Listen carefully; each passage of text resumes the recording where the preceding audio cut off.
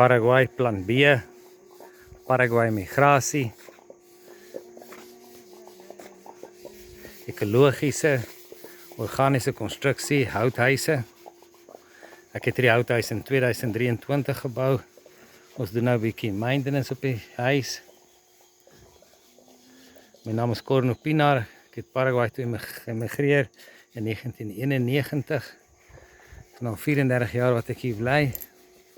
Ek doen houthuise konstruksie, meeste vir die buitelanders. Hier is 'n pragtige huis, hy is 520 vierkante meter. Alles op pale. Konkriet. Die pale is in konkriet.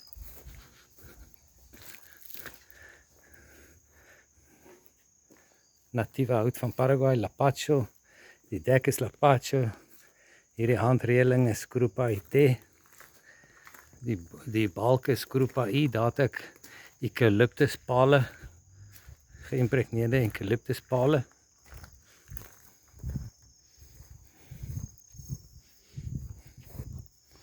Paraguay is 'n fantastiese plek om te bly. Ek geniet dit baie.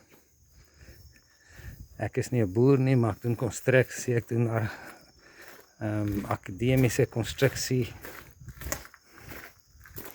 Ek doen kunswerke. Verskoon maar my Afrikaans, ek praat nooit Afrikaans nie. Dis die voorkant van die huis. 2 solid klip pilare. Pragtige ingang. Vir insulasie het ons cannabis in die mure. Hulle noem dit hempcrete.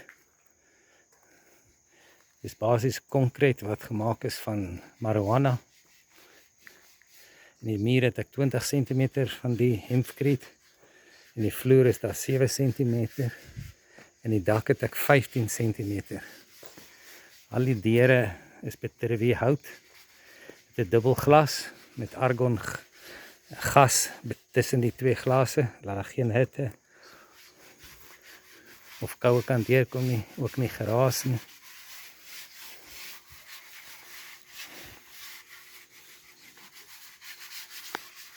Dit is die styl van huise wat ek in Eden Country Club bou. Eden Country Club is 'n geslote community wat op ons grond doen. Ek het 10 hektaar vir die projek. Al die huis wat ek daar gaan bou, gaan presies hierdie styl van huise wees. Die huis kan ook klipmuur buite hê of steenmuur. En daar kan julle sien het ek klip gedoen.